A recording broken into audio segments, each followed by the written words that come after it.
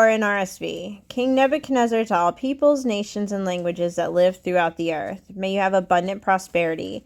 The signs and wonders that the Most High God has worked for me I am pleased to recount. How great are his signs, how mighty his wonders. His kingdom is an everlasting kingdom, and his sovereignty is from generation to generation.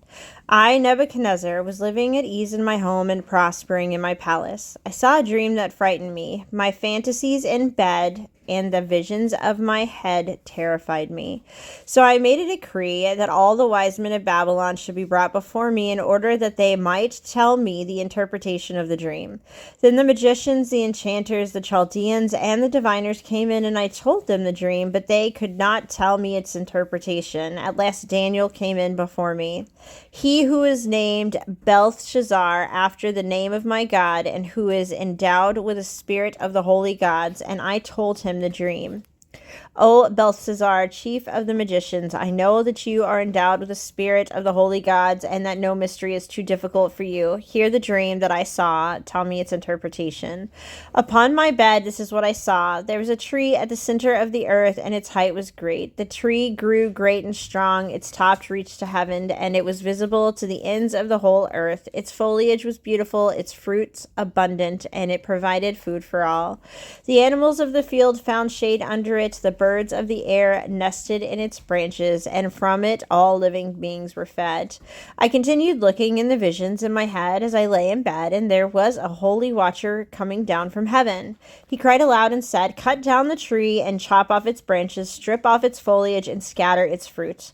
Let the animals flee from beneath it and the birds from its branches, but leave its stump and roots in the ground with a band of iron and bronze in the tender grass of the field. Let him be bathed with the dew of heaven, and let his lot be with the animals of the field and the grass of the earth. Let his mind be changed from that of a human, and let the mind of an animal be given to him, and let 7 times pass over him." This sentence is rendered by decree of the watchers. The decision is given by order of the holy ones, in order that all who live may know that he is the Most High is sovereign over the kingdoms of mortals. He gives it to whom he will, and sets over it the lowliest of human beings. This is the dream that I, King Nebuchadnezzar, saw. Now you, Belshazzar, declare the interpretation, since all the wise men of my kingdom are unable to tell me the interpretation. You are able, however, for you are endowed with the spirit of the holy gods. Then Daniel, who was called Belshazzar, was severely distressed for a while. His thoughts terrified him. The king said, "Belshazzar, do not let the dream of the interpretation terrify you." Belshazzar answered, "My lord, may the dream be for those who hate you, and its interpretation for your enemies. The tree that you saw, which grew great and strong, so that its top reached the heaven and was visible to the end of the whole earth, whose foliage was beautiful and its fruit abundant, and which provided food for all, under which animals of the field lived, and in those branches the birds of the air had nests.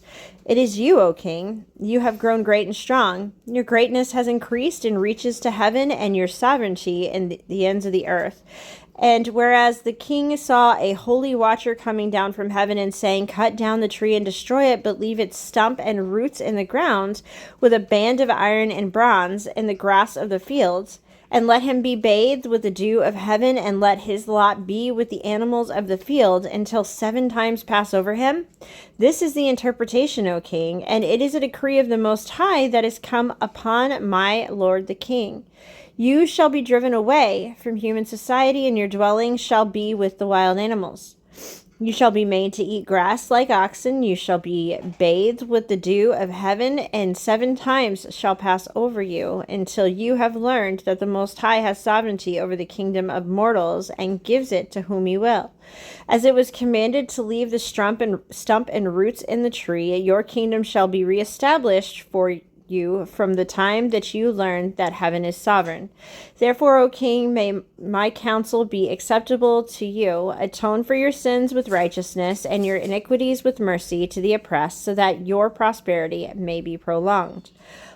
All this came upon King Nebuchadnezzar. At the end of the 12 months, he was walking on the roof of the royal palace of Babylon, when the king said, Is this not magnificent Babylon, which I have built as a royal capital to my mighty power and for my glorious majesty?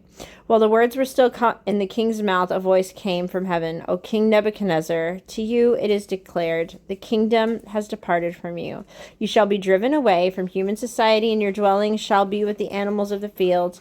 You shall be made to eat grass like oxen, and 7 times shall pass over you until you have learned that the Most High has sovereignty over the kingdom of mortals and gives it to whom he will. Immediately the sentence will fulfilled against Nebuchadnezzar. He was driven away from human society, ate grass like oxen, and his body was bathed with the dew of heaven until his hair grew as long as eagle's feathers and his nails became like bird's claws.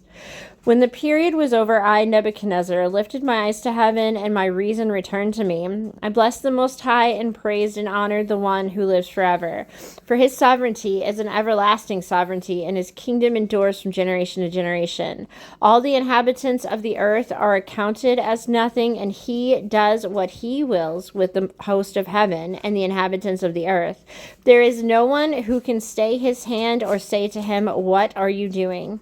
At that time, my reason returned to me, and my majesty and splendor were restored to me for the glory of my kingdom.